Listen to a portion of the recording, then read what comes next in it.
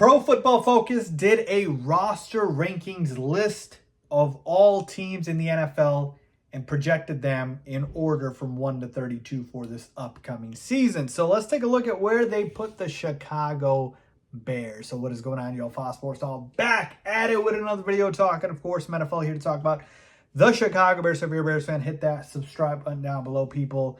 I can't wait for this season. It's going to be a lot of fun. But even in the off season, got a ton of content I'll still put out for you guys. So make sure you subscribe. Make sure you hit the bell icon so you're notified every time I drop a new video. All right, so here we go. You know, it's the off season when we're just doing rankings and projections and lists like that. So PFF comes out with this projection rankings with all the rosters in the NFL. And they basically went ahead and ranked all 32 teams. So where do they have the Bears in their list? Well, the Bears are not in the top 10. They're not even in the top 15. They are just barely in the top 20. In fact, they are exactly at number 20. So here's the list by PFF.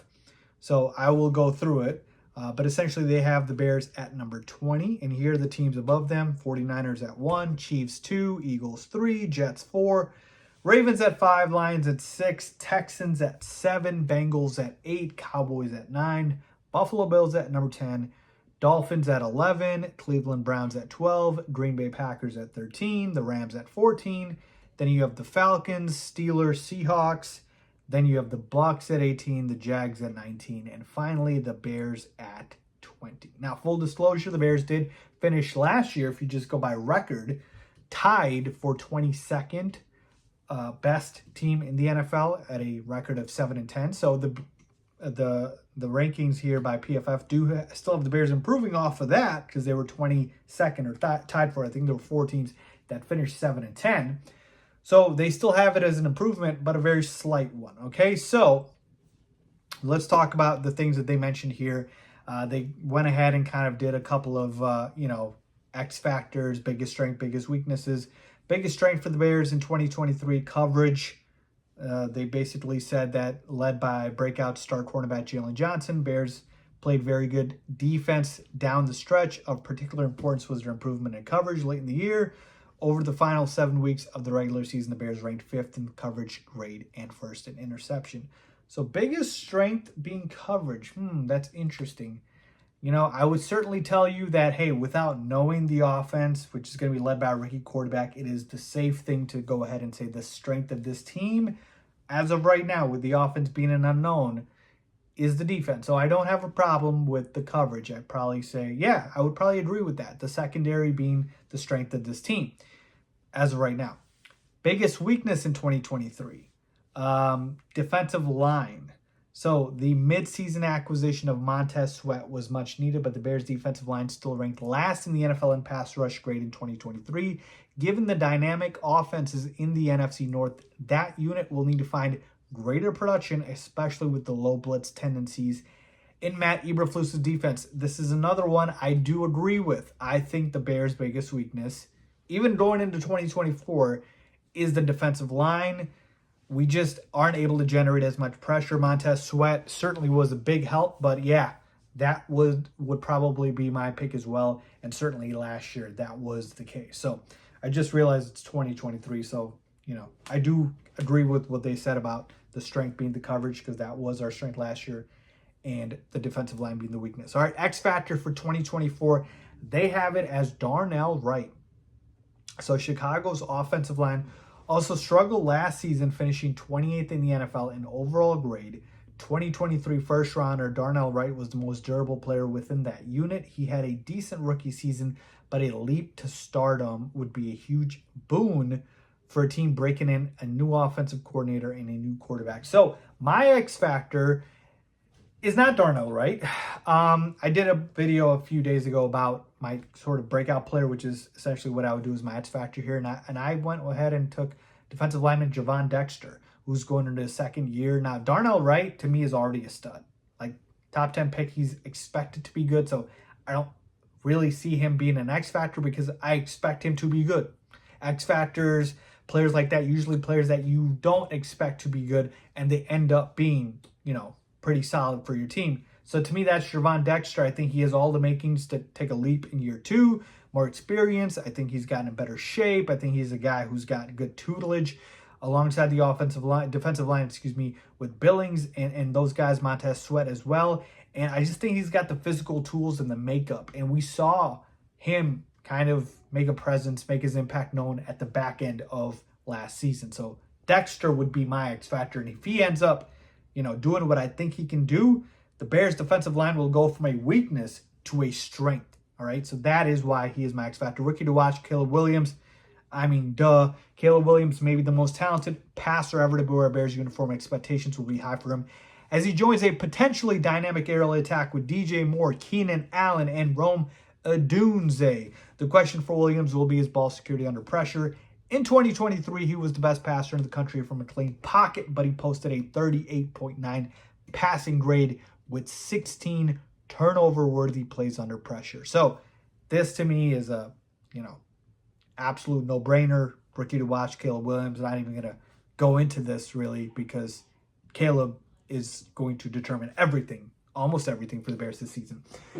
Then we've got the over-under 8.5 win total that PFF has the Bears going under here. On one hand, the Bears are a team with an ascending defense and a loaded receiving corps. On the other, they're a team with a rookie gunslinger, a new offensive coordinator, and a bottom 5 trench unit on both sides of the ball. Expectations are high, but patience will likely be needed as the Bears try to build a sustainable future.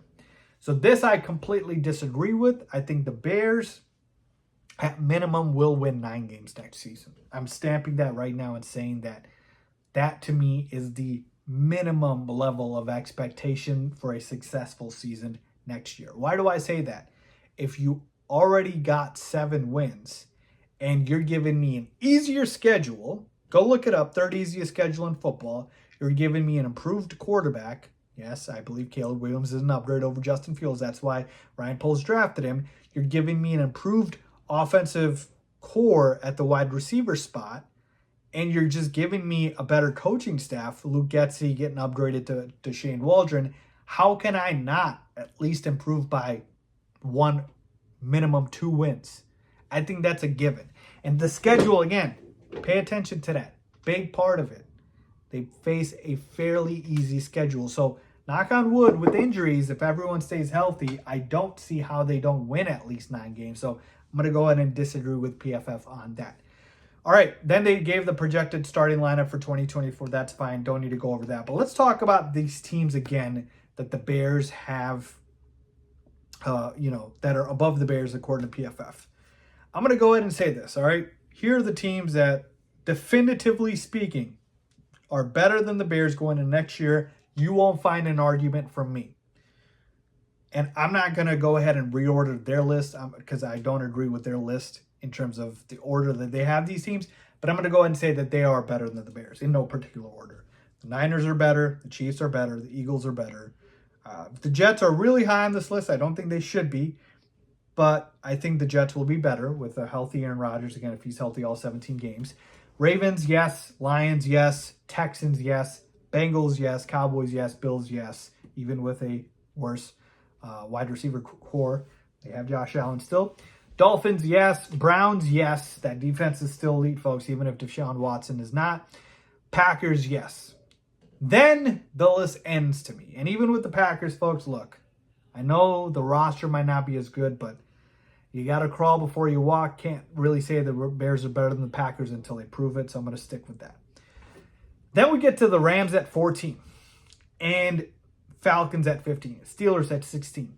None of these teams, up until the Seahawks, Bucks, and even the Jags, none of these teams scare me enough to where I will say definitively they will be better than the Bears.